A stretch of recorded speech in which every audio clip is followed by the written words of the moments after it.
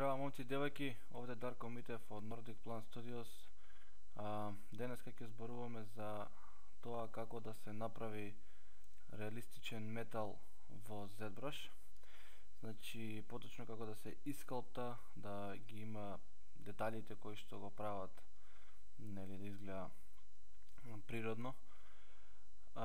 Моментално работам на еден проект кој што вклучува многу такви испокрашени стари работи, поготово метални површини, кој што може да видите, така да решив да направам едно кратко видео објаснувајќи како го добивам овој финален изглед за сите оние кои што можеби не знаат се уште како се прави тоа. Ќе го искористам ова метално парче овде за да демонстрирам моите техники. Значи, најпрво ќе почнам со Trim Dynamic, четка која што служи за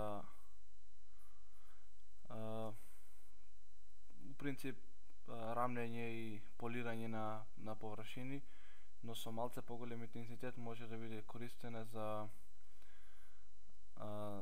да се направат нерамнени наоштрите рабови, со тоа што на рендер би факеле поубави хайлайти и нели нормално ако е користен металов и ако е рачно оправен, по-нормално и по-логично би било да нема оштри ивици, барем не секаде. Значи, ефектот се постигнува со додавање на детали на различни леери еден врз друг, кои што на крај ќе ги изблендаме во еден за да изгледа како да е едно парче, како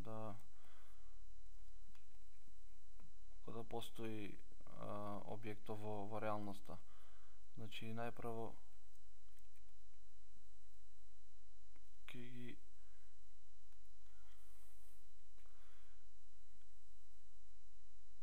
смутнам сите рабови со Trim Dynamic. Значи,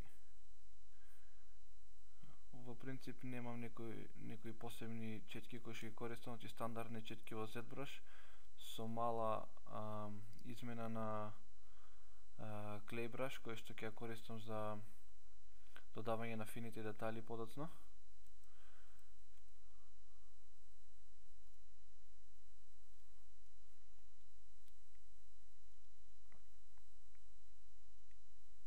Значи, ако сакате да добиете фина линија кој што ќе изгледа сепак крзаво и ко клесан метал, значи никогаш со четкава не поминувајте врз линијата, туку од двете страни сецкајте го пенкалцево се дур не добиете изгризана линија. Значи, истата техника ја користам за сите рабови. Значи, никогаш не одам и го рамнам рабов, секогаш одоколу. Ако сакам намерно да го оштетам делот, тогаш да. Ама ако целта на скалптов е да се изоштри само линијата и да се добие неправилна линија која што изгледа природно, тогаш никогаш директно на линијата.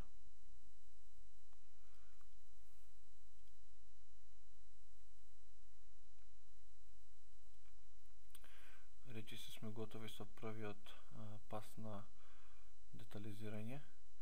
Наредно ќе земам Clay Tubes или Clay Buildup. Значи, јас си ги имам мапирано сите четки кои што ги користам најчесто на тастатурава на Hotkeys од 1 до 9. Така да 5 ми е Clay Buildup, 4 ми е Clay Tubes. Ќе почнам со Clay Tubes бидејќи има многу помал интензитет, а истиот ефект го добива како Clay Buildup. Значи, ако држам Alt, кога скалптам со четкава, го копа моделов, ако отпуштам Alt, додава на моделов. Поентава на овој пас на детали што го правам сега е да се добие рандом висина на моделот, кога некои делови се поиспакнати, некои се повдлабнати. Значи се што правам е држам Alt и отпуштам, за да се добие ефектов на некаде да е вдлабнато, некаде да е испакнато.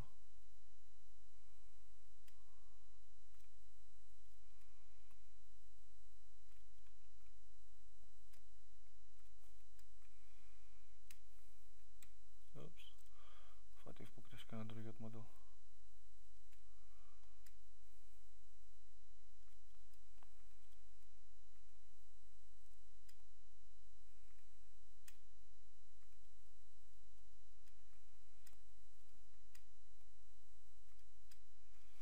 Откога ќе го завршам овој пас, се враќам пак на Trim Dynamic, релативно голема четка со околу 30 интензитет и поминувам да ги сблендам сите овие нерамнини.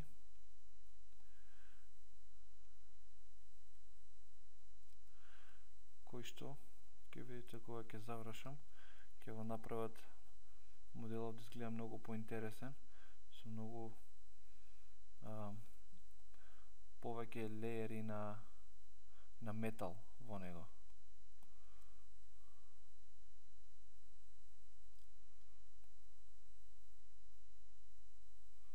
Нема да изгледа досаден, едноставен модел.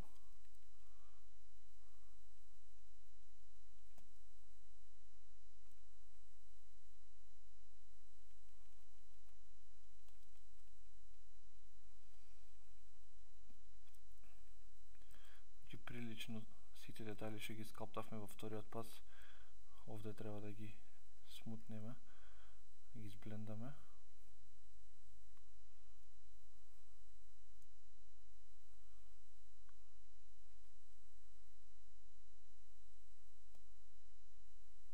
Ако сакате погрубо да ви биде четкова, друго правите ова. Јас обично додавам алфа. По дефолт Trim Dynamics е без алфа. За да имам поголем ефект, кога го правам тоа додавам Square Alpha или тоа е Alpha 28. Default Alpha од ZBrush-от си доаѓа со самата програма.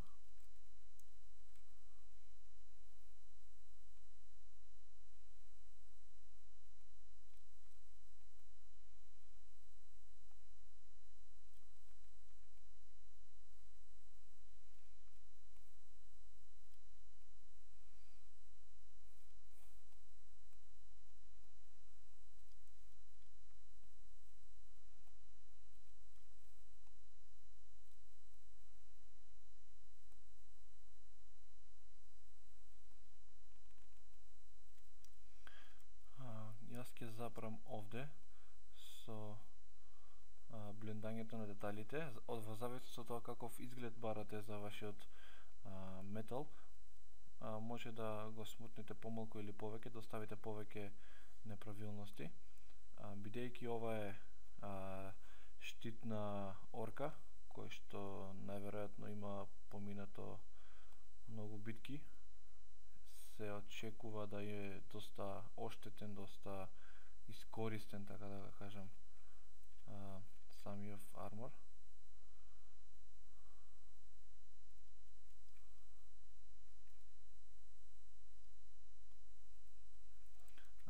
Третиот пас на детали, кој што кажав ќе направам кастом четка, тоа е Clay Brush.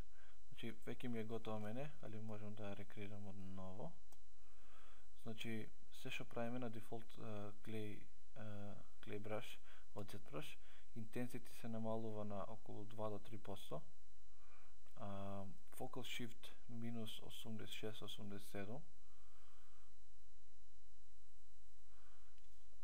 Додаваме тип на распоредување на четка врз површина да биде спреј и алфата се става алфа 27. Z-Add се менја во Z-Sub по дефолт и Autosave, поради тоа што нели секогаш заборавам да зачувам јас. почекаме аутосейвот.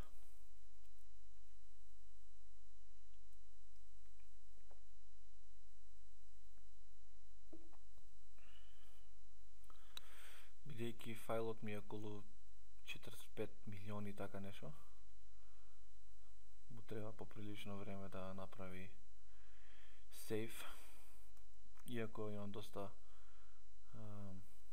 моќна машина. Сепак и 32 битен софтвер, се уште, ја чекаме новата верзија.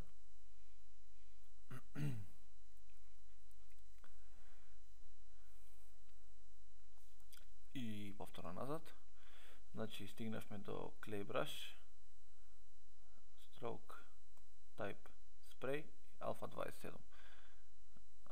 Четкава е ZSub и почнуваме со кружни движења.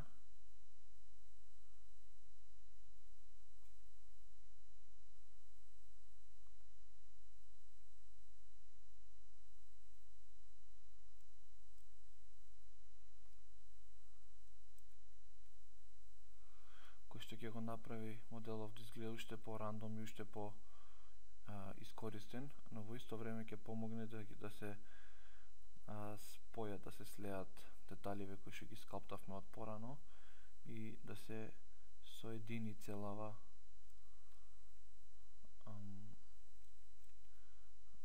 маса од детали. Значи ќе го поминам целиот модел.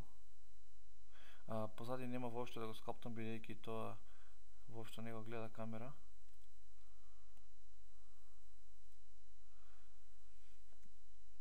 Значи цело време кружни движења на пенкалото.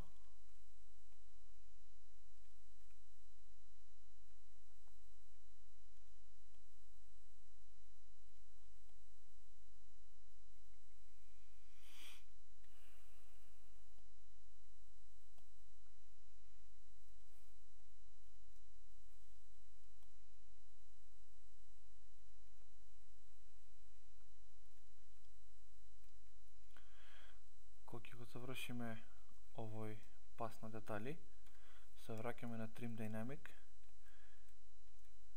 Време е да раскршиме малце формава.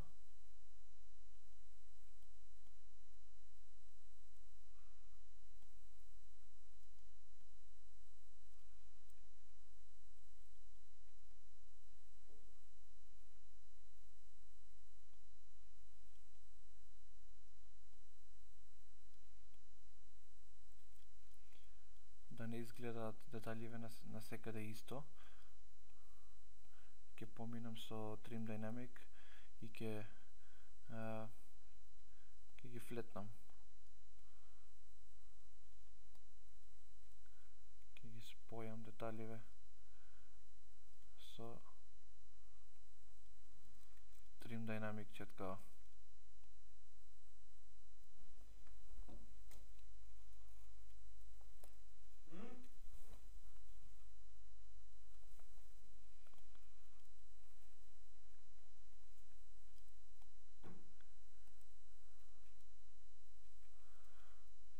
Веќе почнува да се добива ефектов кој што го бараме.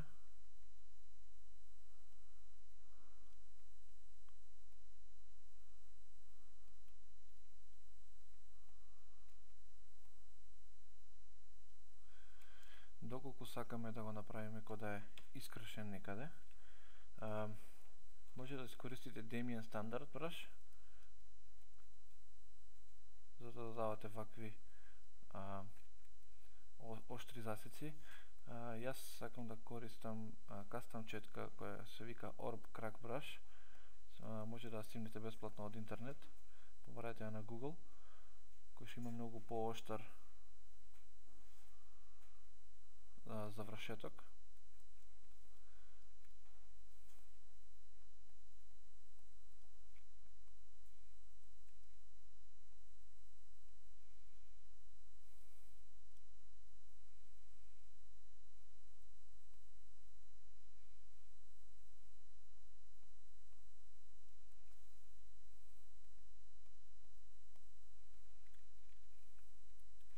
Последното ниво на детали е да се додадат мали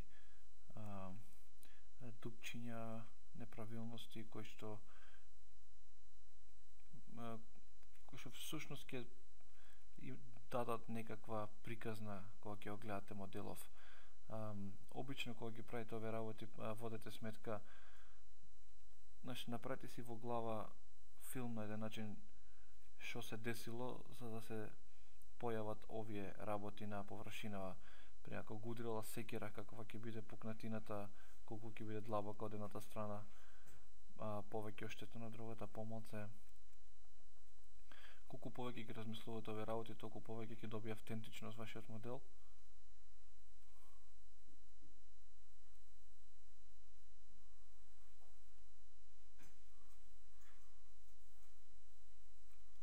И ќе изгледа подобро, нели, нормално.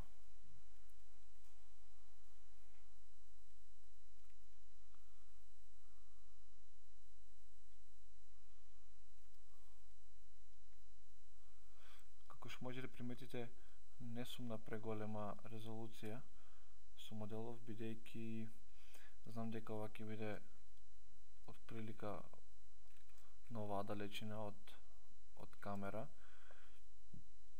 и на оваа оддалеченост и не можеш да приметиш неколку детали, така да ставајќи повеќе геометрија само ќе ми го успори процесот на експортирање на мапева, нема да добијам ништо. Затоа и немам повеќе геометрија, околу 1 милион полигони имаат овие три парчиња заедно.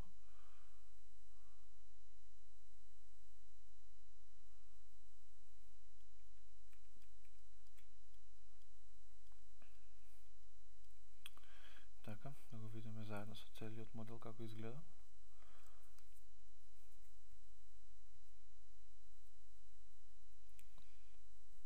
На кој што му треба очигледно неколку минути да се врати. Ево.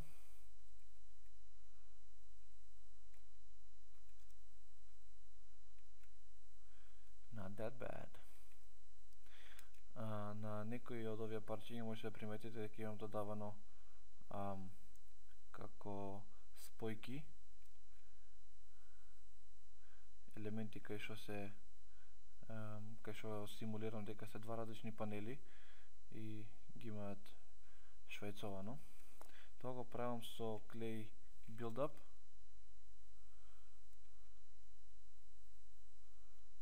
Чисто да демонстрираме овде. Со Clay Buildup поминувам преку пукнатинава.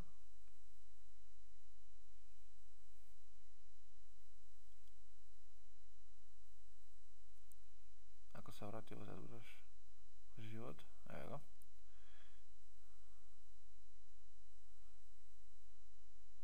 Значи брзи движења, потоа намалувам четкава и правам кружни движења над него.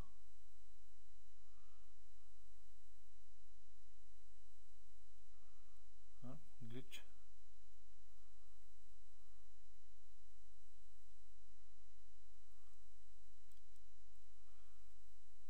И тоа изгледа вака, оддалеко. Сличен пристап што го користев за металот го имам користени на овие кожени елементи, со исклучок на првите неколку паса кај што го правам моделов да изгледа рандом. Овде се искористени последниве 2-3 паса на детализирање кои што ги прикажав. Сите пукнатини, сите оштетување во кожава се направени на истиот начин, исто и на металиве од напред и на ракава и горе на арморот.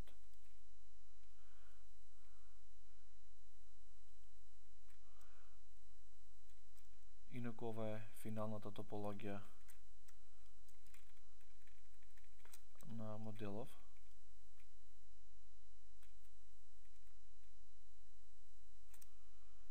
Кој што откако ќе се искалпта би требало да изгледа вака.